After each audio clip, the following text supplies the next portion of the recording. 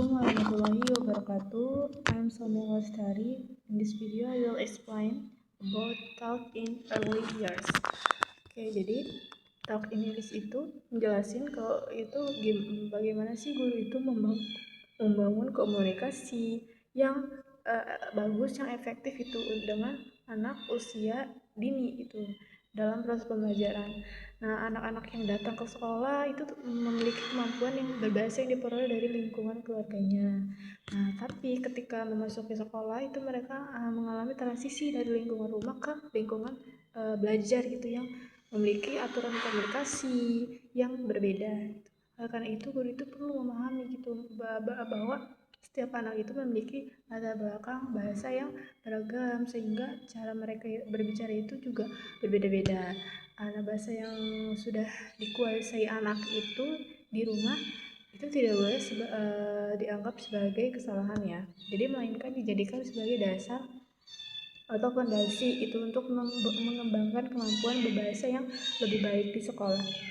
Kemudian dalam proses pembelajarannya, guru juga harus memahami bahwa kalau bahasa yang digunakan di rumah itu belum tentu sesuai dengan norma komunikasi yang di sekolah gitu. Jadi misalnya di rumah anak-anak itu dapat pergi ke toilet tanpa meminta izin. Nah, sedangkan di sekolah itu mereka harus belajar kan mengungkapkan permintaan secara lebih sopan gitu dan formal gitu.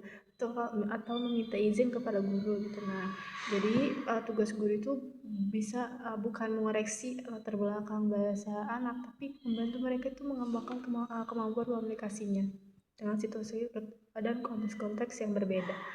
Kemudian berbicara, talk itu memiliki peran yang sangat penting dalam pembelajaran karena melalui percakapan itu anak-anak dapat memahami konsep, menyampaikan ide.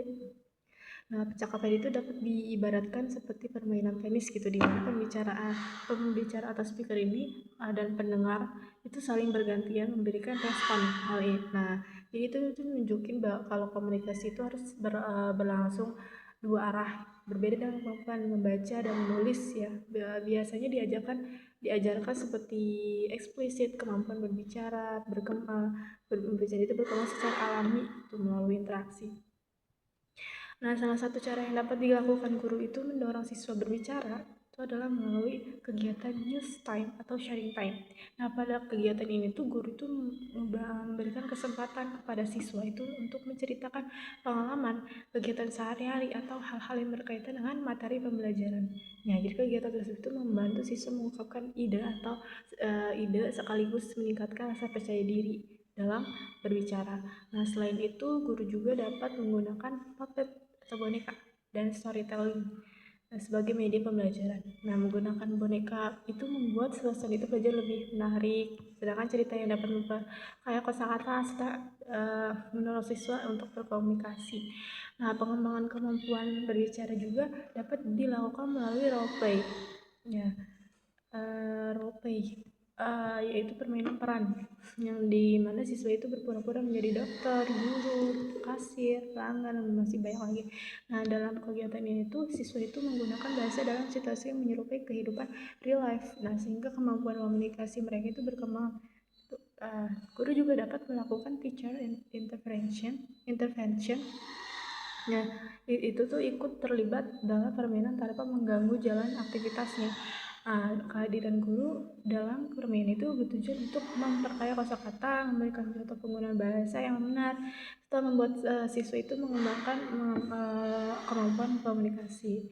Nah, selain itu storytelling juga punya banyak manfaat dalam pembelajaran bahasa. Nah, cerita ya tidak hanya berfungsi sebagai hiburan, tapi juga mengenalkan nilai normal, budaya, kehidupan sosial pada anak. Nah, setelah bercerita, guru juga dapat memberikan open-ended question gitu, atau pertanyaan terbuka itu, misalnya why do you think Noah took the animals out of the ark? Nah, pertanyaan seperti itu tuh kayak mendorong siswa itu berpikir dan mau berbicara gitu, mau mengumumkan pendapat gitu, menjelaskan alasan mereka. Nah, buku cerita yang mengandung pesan moral seperti fable itu dapat digunakan untuk mengembangkan pemahaman siswa.